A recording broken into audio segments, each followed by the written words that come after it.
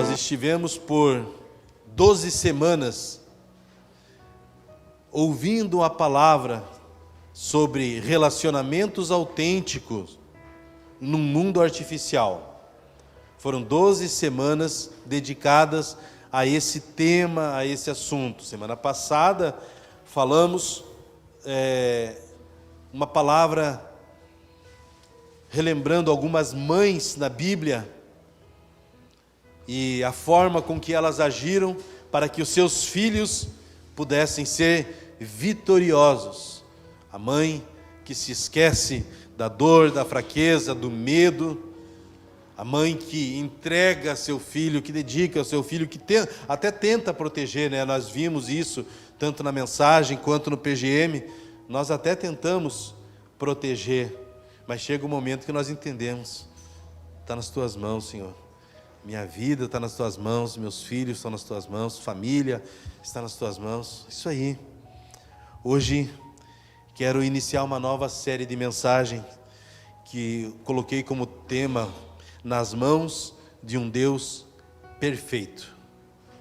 Eu ia colocar o nome Pecadores nas mãos de um Deus perfeito. Achei que o título ia ficar muito grande, só coloquei nas mãos de um Deus perfeito. Mas a ideia é essa: pecadores nas mãos de um Deus perfeito. Não sei quantos dos senhores tiveram a experiência de ouvir alguém dizendo para você, ou falando contigo a respeito de outra pessoa, dizendo assim: ainda diz que é crente. Você já ouviu essa frase? Alguém já ouviu? Uma meia dúzia de irmãos aí sinalizaram que já ouviram. Ainda diz que é crente. Falando isso, fazendo isso, sei lá por qual razão, mas falam. Uma das razões pelas quais esta frase é dita é porque a mensagem que o crente leva é uma mensagem de um Deus perfeito. Mas nós somos imperfeitos. Nós estamos caminhando para a perfeição, mas a mensagem e o mensageiro se confundem, ou se fundem, ou se misturam de tal forma que as pessoas muitas vezes esperam uma perfeição de homens, mas nós estamos nas mãos de um Deus perfeito. É Ele que é perfeito. E se nós não nos atentarmos a isso, nós vamos buscar perfeição nas pessoas e não a encontraremos. Porque a palavra do Senhor diz que nós somos transformados de dia em dia, de glória em glória. Por misericórdia do Senhor, hoje eu sou um pouquinho melhor do que ontem, do que anteontem, porque eu estou nesse processo. Provérbios 4,18 diz que a vereda do justo, isso aí, é como a luz da aurora que vai brilhando mais e mais e mais e mais, até ser dia perfeito, até ser dia perfeito. Estamos nesse degradê, estamos nesse momento de transformação, mas ainda não chegamos lá. Portanto, não espere da pessoa que está ao seu lado perfeição, porque ela não tem para te oferecer. Pastor, mas a Bíblia fala em Mateus capítulo 5, versículo 48, sede perfeitos como perfeito é o vosso Pai que está nos céus. Verdade. E em Filipenses capítulo 3, o apóstolo Paulo diz: nós que não somos perfeitos, e logo a seguir ele diz: nós que já somos perfeitos. E normalmente, quando se lê, no mesmo capítulo, essas duas afirmações parecem ser contraditórias, ou uma afirmação anulando a outra. De fato, não somos perfeitos, e de fato já somos perfeitos. E tento explicar. Eu não sou perfeito, e nenhum dos senhores são. Nenhum dos que estão aqui, nem para o lado de fora do templo, em nenhum lugar no planeta. Não há pessoas que estejam nesse nível.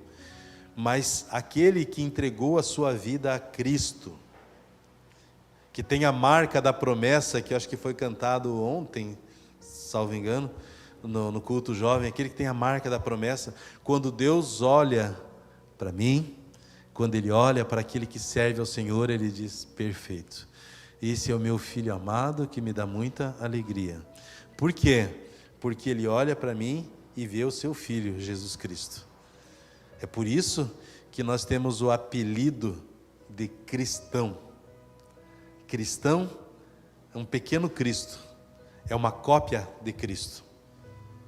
Mas não espere perfeição de homens.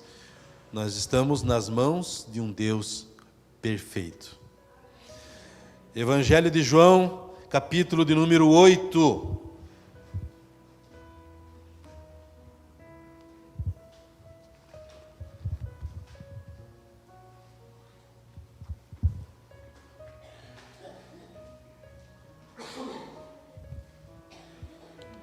Evangelho de João, capítulo de número 8. Jesus, porém, foi para o Monte das Oliveiras, e pela manhã, cedo, tornou para o templo. Diga assim comigo: Jesus foi para o templo. Guarda essa informação, irmãos. Foi para o templo, e todo o povo vinha ter com ele, e assentando-se os ensinava.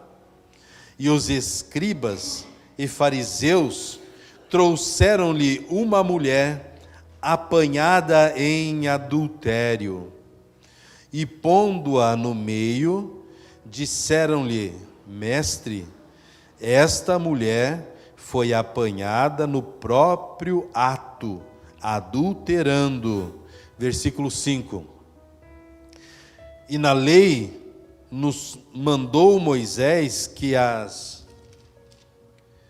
tais sejam apedrejadas.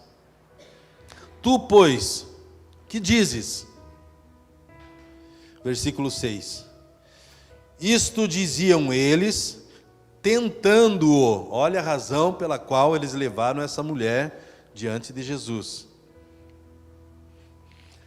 Isto diziam eles, tentando-o, para que tivessem de que o acusar.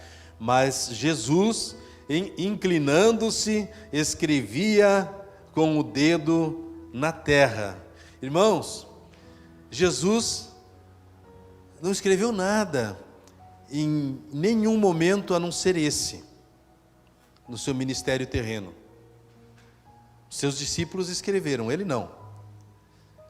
Nós vemos alguns poucos momentos na Bíblia onde Deus escreve, como por exemplo, quando Ele entrega as tábuas da lei, o dedo de Deus escreveu a lei.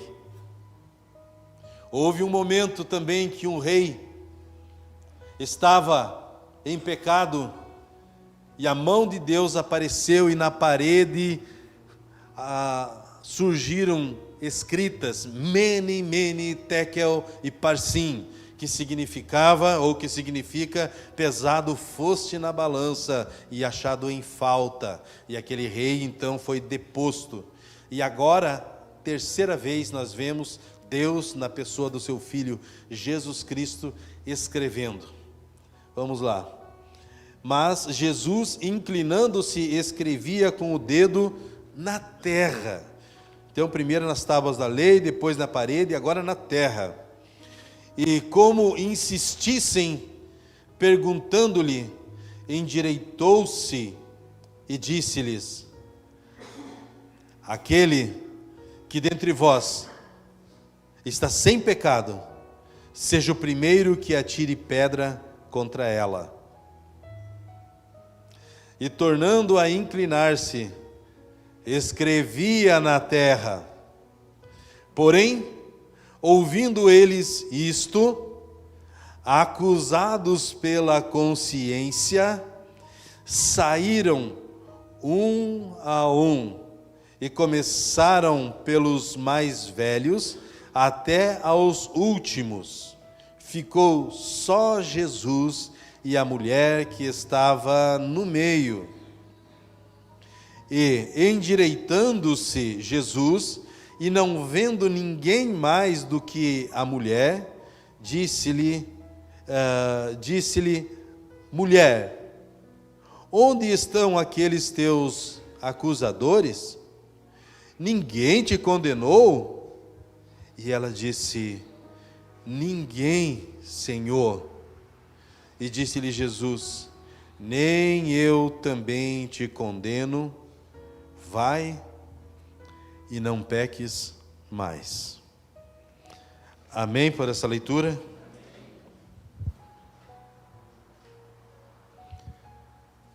As mãos do Senhor e as mãos do homem. Aqui nós vemos como é a mão do homem.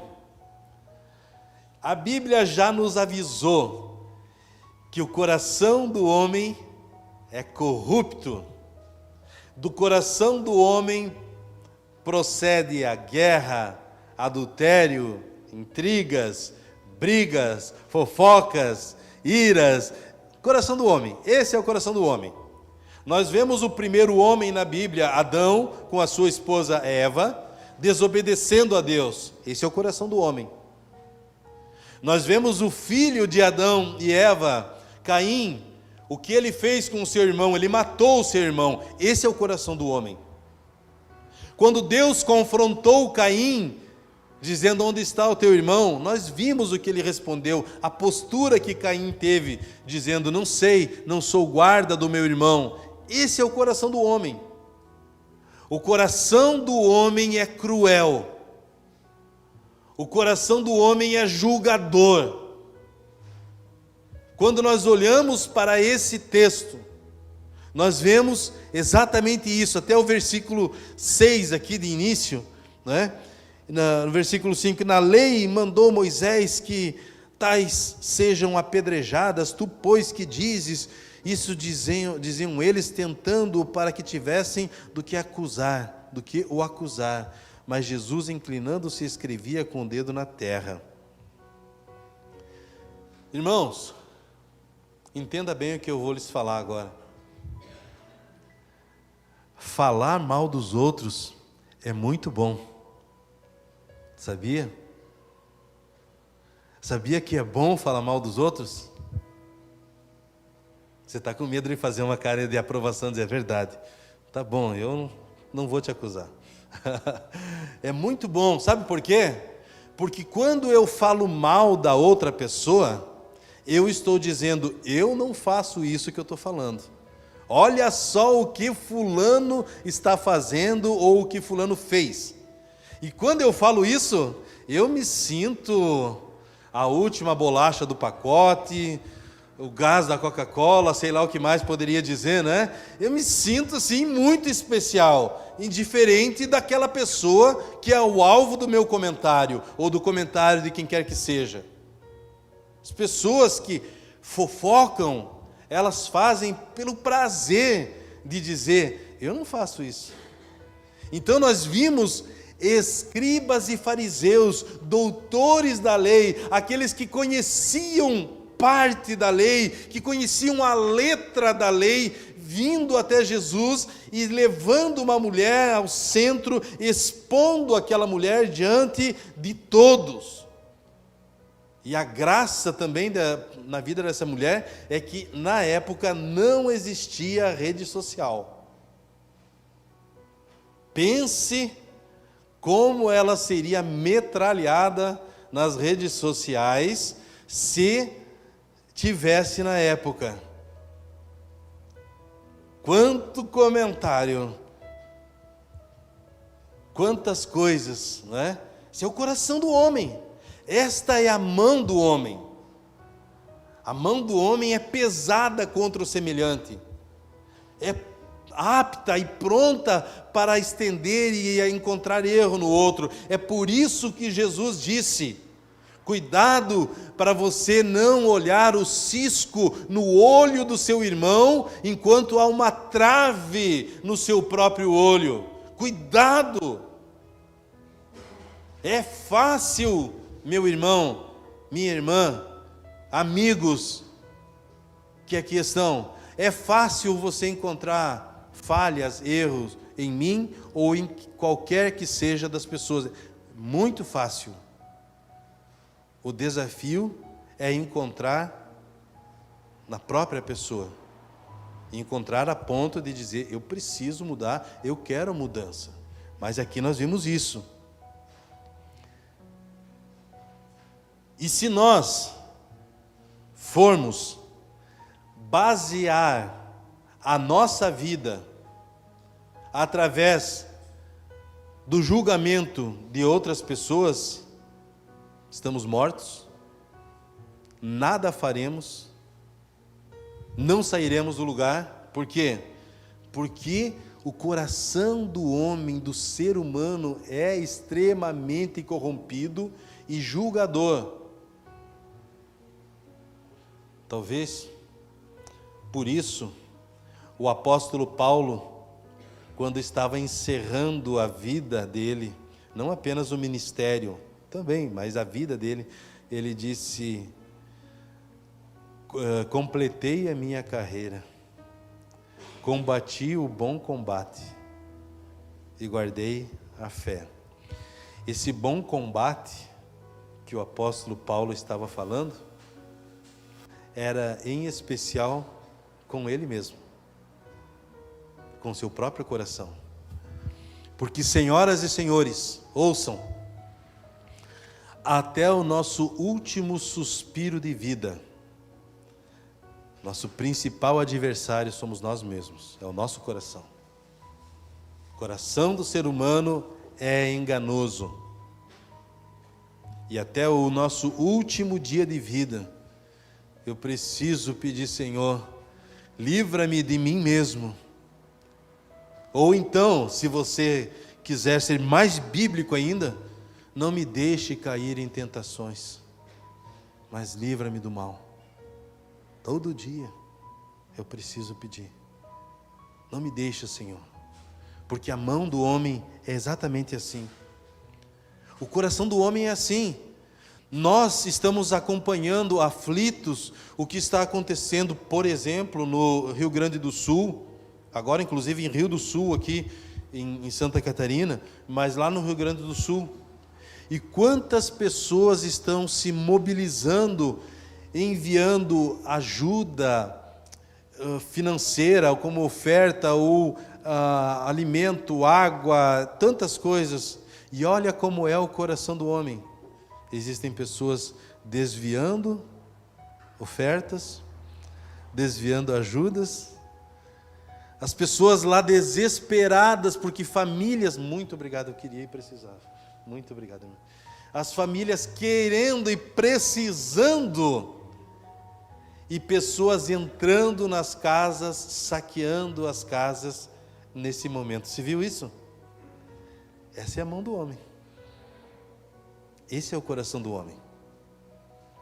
E você vai guiar a sua vida pelo coração do homem? Tomar decisões pela mão do homem? Enganoso é o homem. Tanto que o profeta Jeremias chega a dizer: maldito o homem que confia no homem. Bendito o homem que confia no Senhor.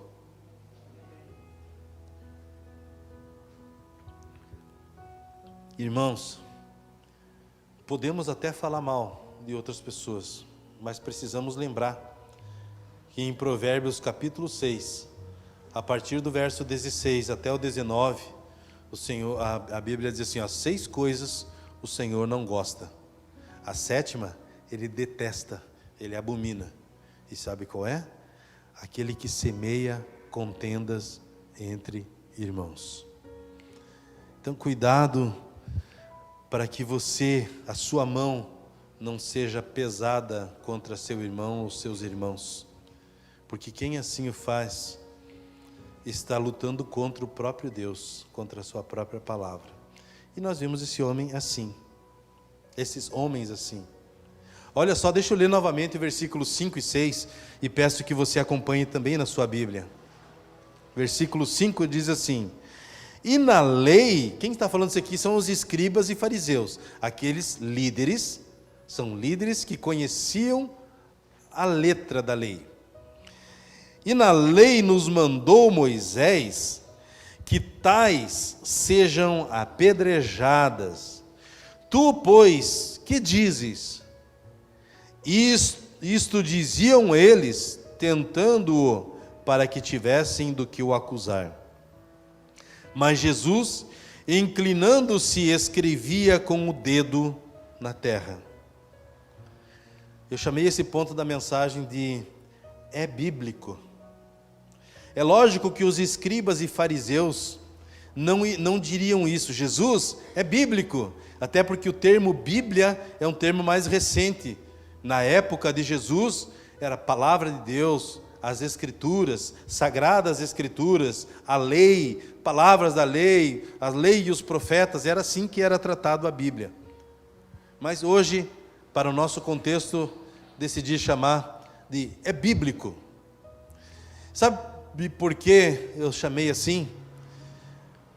Estou há quase 19 anos no ministério pastoral e tenho visto e ouvido tanta coisa, coisas boas, coisas difíceis, coisas tristes, tenho ouvido. E há mais de 15 anos eu me recordo de alguém, um jovem, que chegou para mim e pegou a Bíblia e me mostrou um texto da Bíblia, e com base naquele texto da Bíblia, ele disse: ó pastor, esse texto aqui, ó, Deus falou para mim, e eu estou apaixonado por uma menina que ainda não é crente, e Deus me falou para eu sair, para ficar com essa menina.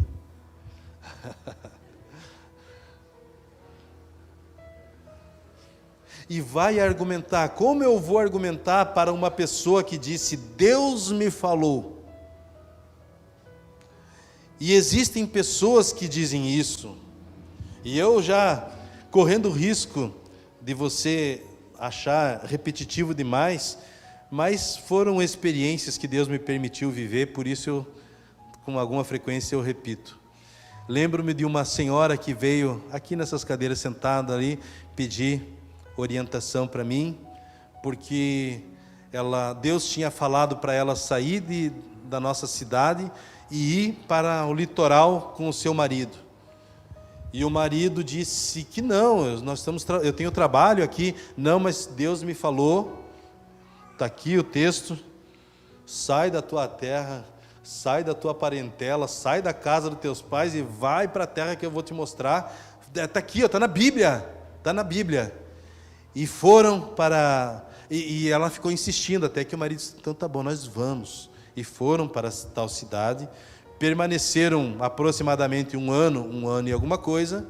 Agora Deus falou para aquela mulher novamente, de que não era mais para estarem naquela cidade, eram para regressar para cá. E ele disse, não, agora eu já tenho trabalho, estamos aqui, vamos ficar aqui, mas Deus me falou para nós voltarmos. Mas nós vamos ficar. E ela ficou, insistiu, até que um belo dia, ou não vou chamar de belo dia, até que um dia, esse homem disse, então está bem. E ele chama o caminhão de mudança, e vem o caminhão, eles pegam toda a mudança, colocam no caminhão, e quando tudo estava pronto, ele disse para ela, agora vai, porque eu vou ficar. Pastor, ele me deixou, e eu estou aqui sozinha, eu quero uma palavra, pastor, me dê uma palavra. E quando eu fui dar uma resposta para ela, ela disse assim, não, espere, o pastor não quer jejuar primeiro para depois me dar a resposta? Porque o coração do homem é assim, ele se inclina para o mal e fala que isso foi ou é em nome de Deus, é muito fácil. É por isso que nós vemos, por exemplo, sublinhe isso na sua Bíblia, se você tiver caneta e o hábito de sublinhar, lá na carta de 1 Timóteo, capítulo 1 e versículo de número 8. 1 Timóteo, capítulo 1, versículo de número 8, diz assim, ó, Sabemos, porém, que a lei é boa se alguém dela usa legitimamente. A lei é boa se alguém usa a lei de forma legítima. Isso implica em dizer que existem pessoas usando a palavra de Deus de forma ilegítima, ilegal, de uma forma diferente para a qual o Senhor lançou aquela palavra. Mesmo que tal pessoa fale dizendo, Deus me disse, porque como eu já lhes falei, irmãos, cada um tem a sua experiência. Eu já tive algumas de pessoas citando textos da palavra para sustentar a decisão que estava sendo tomada. E estes homens chegaram para Jesus dizendo, eu vou usar o termo, é bíblico, mas eles não falaram dessa forma. Jesus, é bíblico. A Bíblia diz para apedrejar a mulher que foi pega em adultério. Eles usaram a palavra, aliás, usaram parte da palavra, tiraram um pedacinho da palavra e disseram, é bíblico, está na Bíblia. Jesus, se o senhor não sabe, está na Bíblia. Bem, primeiro não, mas uma das razões pelas quais eles fizeram, está no próprio texto. Eles queriam pegar Jesus para ter do que o acusar. Então, não era porque estava na Bíblia que eles levaram aquela mulher. Não era para serem zelosos com a palavra de Deus que eles estavam naquele lugar. Não era por isso. Era porque eles queriam expor Jesus, o líder, o mestre que estava ali diante deles, eles queriam expor. Então eles levaram. Eles cometeram vários erros. Dentre eles, lembram que eu pedi para os irmãos repetirem? Jesus foi ao templo, lembra? Templo não é lugar de acusação. Toda acusação deveria ser levada ao sinédrio. E eles trouxeram a mulher ao templo para ser condenada. O templo não é lugar de acusação, de condenação. É lugar de restauração, de perdão, de arrependimento, de salvação. Depois, a Bíblia, quando fala do apedrejamento no Antigo Testamento, dizia, por exemplo, se o homem e uma mulher forem pegos em adultério, ambos deveriam ser levados à porta da cidade, não ao templo, à porta da cidade, e ali serem apedrejados. Aonde estava o homem que praticou adultério com essa mulher aqui nessa passagem? Ah, não levaram? Mas é bíblico. Jesus, está na Bíblia. Deve ser apedrejado. E aí, Jesus? Vai ser essa pedra de mão aqui, desse tamanho? Como vai ser? Eles queriam saber a forma da acusação, da condenação. Por quê? Porque se Jesus dissesse, pode apedrejá-la porque está nas Escrituras, Jesus estaria contrariando Roma. O Império Romano estava governando Israel e toda a condenação ou pena de morte deveria partir de Roma e não do judeu. Então, ele estaria contra Roma. E se Jesus dissesse, não apedreje, então ele estaria contra Moisés e contra a lei. E agora, Jesus? A lei diz isso, e o Senhor? E Jesus fez silêncio. Irmãos, o silêncio de Deus é a resposta. O silêncio de Deus é a resposta. E o Senhor, com aquele silêncio, estava dizendo, talvez, né? Você tem certeza que é isso que está nas Escrituras? Você não quer repensar? Porque as pessoas muitas vezes falam coisas sem pensar. Então o Senhor estava dando a oportunidade e fez silêncio e eles continuaram. E aí, Jesus? Como vai ser, Jesus? Porque está nas Escrituras, deve ser apedrejado. O que foi que Jesus fez? Quem não tem pecado, seja o primeiro a tirar a pedra. Qual foi o primeiro da fila a tirar a pedra? Ninguém. Senhoras e senhores, se todos que aqui estão pudessem, mas isso hoje não é possível, se todos aqui pudessem e dissessem: a partir de hoje eu não quero pecar mais, ainda assim nós temos um passado que nos condena. Aqueles homens que ali estavam, por mais que pudessem dizer: agora estou aqui e não estou em pecado, mas você tem um passado que te condena.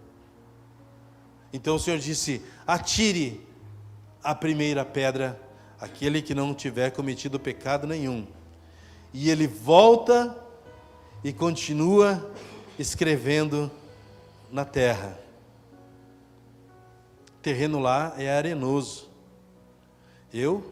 Na minha infância, eu aprendi a escrever na areia. Alguém mais aqui não? Na lousa? Era na areia. Na areia, porque a professora vinha com aquela caixinha, aquela bandeja que às vezes era servido de lanche, colocavam areia para que o aluno então pudesse esboçar ou tentar ali, né, escrever dessa forma. E Jesus começa a escrever. Interessante que escreve na areia, é fácil para apagar, né? E Jesus estava escrevendo. E a Bíblia não diz o que foi que Jesus escreveu. Portanto, eu não posso dizer o que Jesus escreveu. Eu posso somente dar a minha participação, assim como outros homens de Deus já fizeram, de dizer que é possível que Jesus tenha olhado: Gilberto, você é o primeiro da fila. Então escreve ali a Gilberto no lado esquerdo, no lado direito, começa a colocar o nome de alguns pecados ali. Eu olhei, aí olha para outra pessoa e dá o nome, você, e começa a colocar ali, e um por um olhando aquilo, e Jesus escrevendo, e eles sendo constrangidos naquele momento. E o Senhor então atira a pedra, porque ele disse: seja o primeiro a atirar, aquele que não tem pecado nenhum. E Jesus começa a escrever na areia, porque qualquer vento poderia apagar. As pessoas são cruéis. Chamaram aquela mulher pecadora. E é tão bom chamar outros de pecadores. Sabe por quê? Se eu chamo você de pecador, eu estou me eximindo. Vocês, pecadores. Eu não. Então, aqueles homens levaram aquela mulher pecadora diante de Jesus, com sede, não apenas sede de vingança, que Jesus vingasse o pecado que aquela mulher havia cometido, mas para que eles tivessem do que acusar Jesus, porque qualquer que fosse a decisão de Jesus, não condenar, ele estaria contra Moisés, condenando estaria contra Roma. De um jeito ou de outro, Jesus então estava em maus lençóis, como alguns dizem, né? Estava numa situação difícil, diria eu, mas Jesus não, porque ele olha e dá uma resposta perfeita, como tudo que Jesus faz, né? Perfeito. Na dose certa, na proporção certa, no momento certo, ele diz: olha, aquele que não tiver pecado, seja o primeiro a atirar a pedra.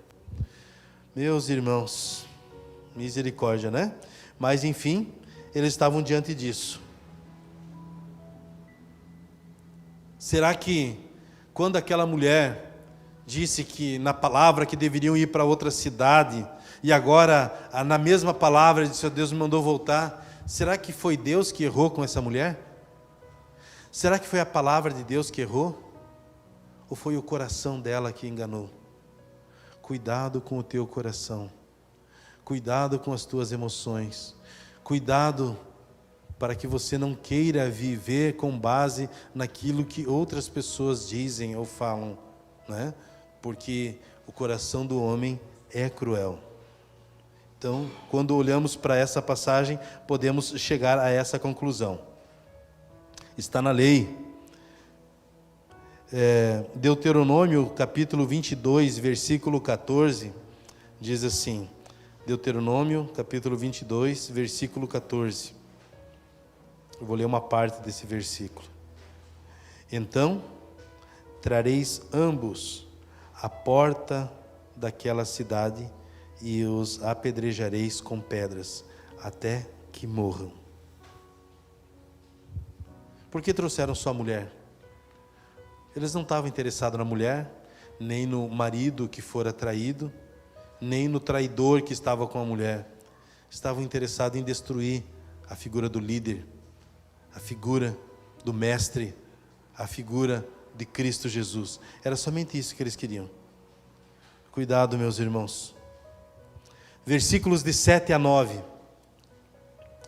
E como insistissem, perguntando-lhe, endireitou-se e disse-lhe, aquele que dentre vós está sem pecado, seja o primeiro que atire pedra contra ela.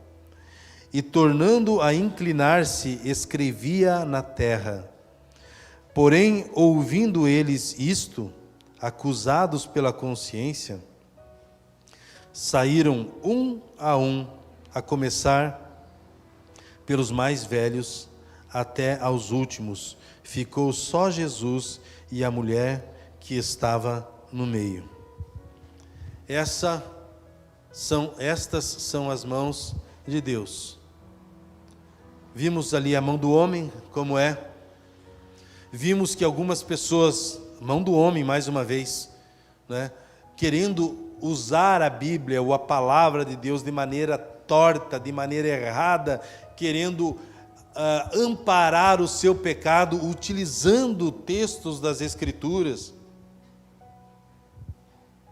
Eu falo na escola de princípios de nível 3, para aqueles que participam. Por exemplo, existe uma seita na cidade vizinha, em que os integrantes desta seita, eles bebem a sua própria urina. Pois é, nojento mesmo. Mas, pasmem, eles usam um versículo da Bíblia para ampará-los. Em Provérbios está escrito, bebe água da tua própria fonte e não de outros. E qual é o contexto desse texto bíblico?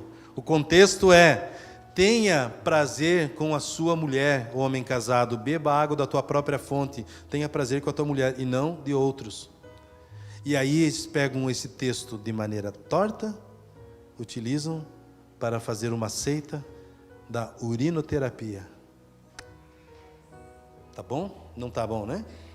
E por aí vão os escândalos, por aí vão as heresias, e a maioria das heresias nascem de textos isolados da Bíblia que algumas pessoas pegam para distorcer, para fazer o que bem lhe parece.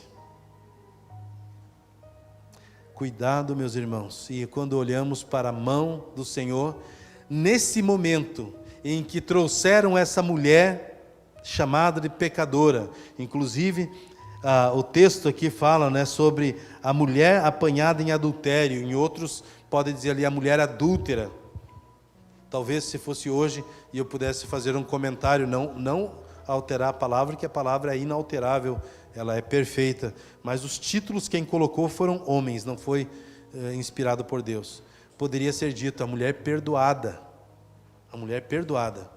porque essa mulher chega, o único que teria possibilidade de atirar pedras para matá-la seria Jesus, que não tinha pecado nenhum.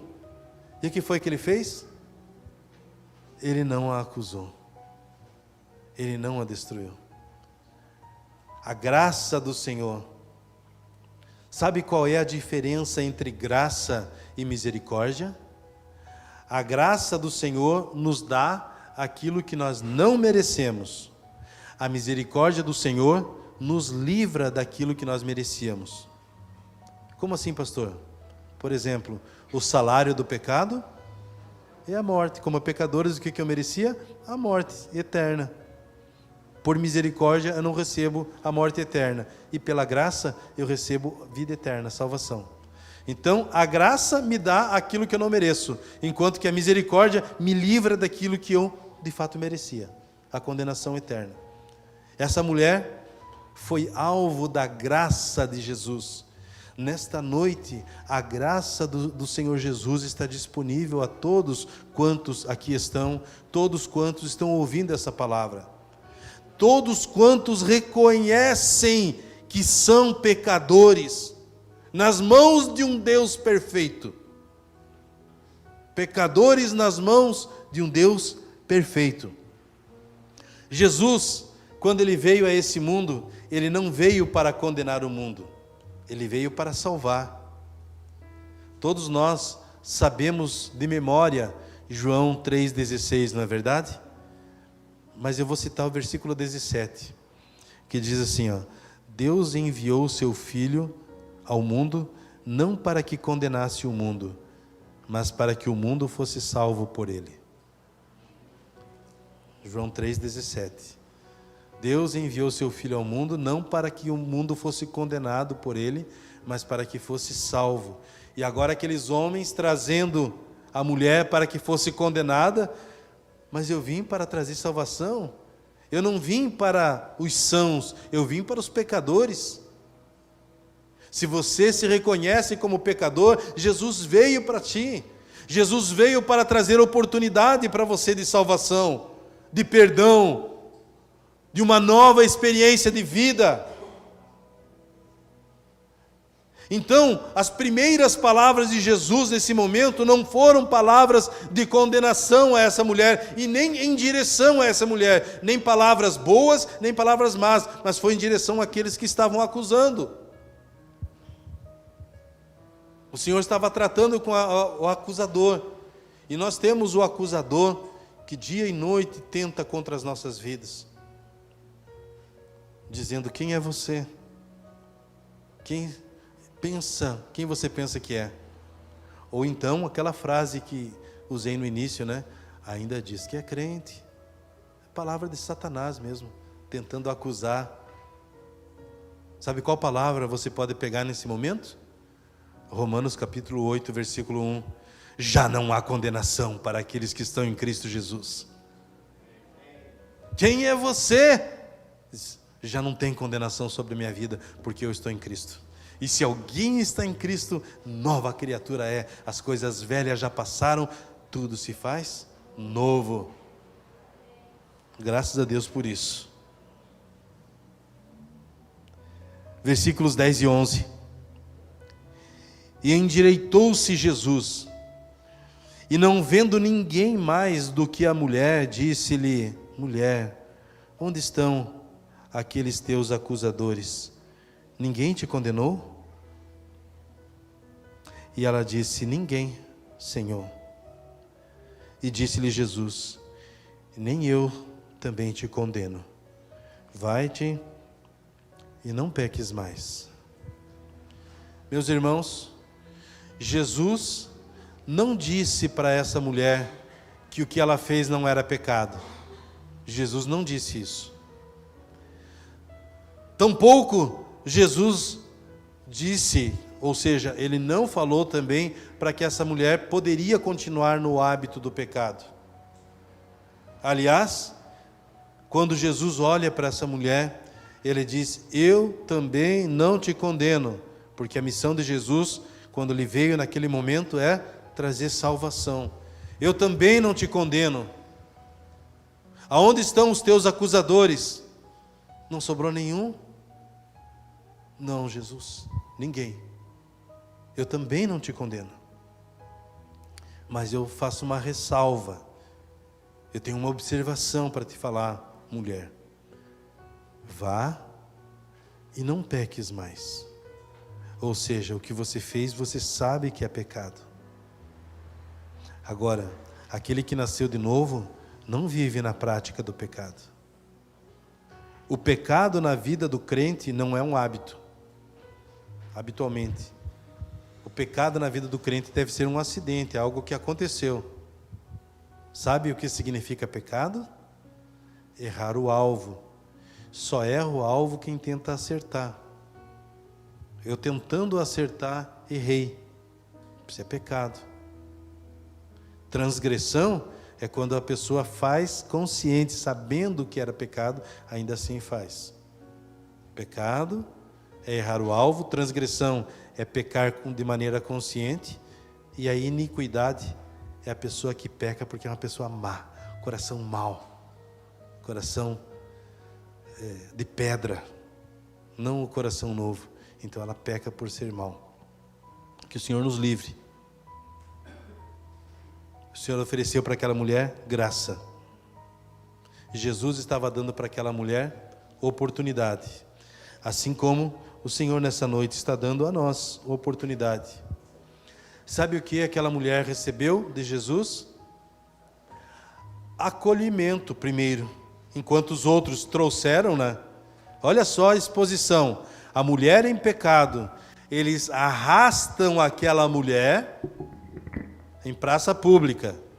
Então eu brinquei com os irmãos dizendo que não tinha rede social na época, não tinha essa nossa rede, mas tinha essa rede pública, aonde diante de todos eles arrastaram, fizeram questão e colocar no meio do templo, levar pessoa no templo para ser condenada. Jesus disse: aqui não é lugar de condenação, não. Vocês estão enganados. Vocês estão falando que estão amparados na lei, mas aqui não é lugar de condenação. Aqui é lugar de graça, de misericórdia, de perdão, de acolhimento. Senhoras e senhores, os pecadores que se aproximam de mim e de ti, assim como eu e você somos pecadores, eles precisam ser acolhidos e não condenados. Quem condena não somos nós. Não podemos condenar. Eu já expliquei algumas vezes e torno a dizer para os irmãos. Algumas pessoas pegam aquele texto de Mateus capítulo 7 e dizem assim: não julgueis para que não seja julgado, só Deus que me julga. Só Deus que me julga. Você já falou isso? Você já ouviu isso? Mas a igreja julga. Nós precisamos julgar. Quando Jesus disse: não lanceis as vossas pérolas aos porcos, quem é que vai dizer se são porcos ou não? Quem está julgando. Eu preciso julgar. O que eu não posso fazer é condenar. Julgar eu posso e devo. Condenar? Não. Então essa história, quem me julga é Deus, cuidado. Estuda um pouquinho mais a Bíblia. Vai dar mais uma lida na palavra para ver se é isso mesmo. Porque as pessoas dizem: é bíblico. E pegam um texto isolado das Escrituras e dizem: não me julgue, quem me julga é Deus. Não, a Bíblia nos ensina a julgarmos. Julguem todas as coisas, retém aquilo que é bom. Mas aqueles homens não queriam apenas julgar aquela mulher, eles queriam condená-la. Condenação não é comigo, não é contigo. Nós não podemos agir dessa forma. Bem, aquela mulher estava com a sua vida condenada por aqueles homens, mas ela chegou diante de Jesus, ou foi levada diante de Jesus, e diante de Jesus nós encontramos perdão, salvação, acolhimento, esperança de vida. Que nós olhamos para essa mulher, ela agora, uma mulher que chegou ali sem esperança nenhuma, mas agora ela tinha esperança de começar novamente a sua vida. Quem sabe você nessa noite queira começar novamente a sua vida com Cristo. Quem sabe você reconhece a vida de pecado que tem levado, mas que hoje você está ouvindo o Senhor dizer: não peques mais. O Senhor hoje não está aqui para condenar, mas para te acolher e para te dar esperança e para te dar a oportunidade de um novo começo. Isso é graça. Eu sei que eu não mereço esse amor, mas Ele me ama. Nada fiz por merecer esse amor, mas Ele me ama. Esta mulher nada fez por merecer esse amor, mas o Senhor a amou e lhe ofereceu perdão. O Senhor te ama e tem oportunidade de salvação, de perdão e um novo começo na sua vida. A decisão é sua.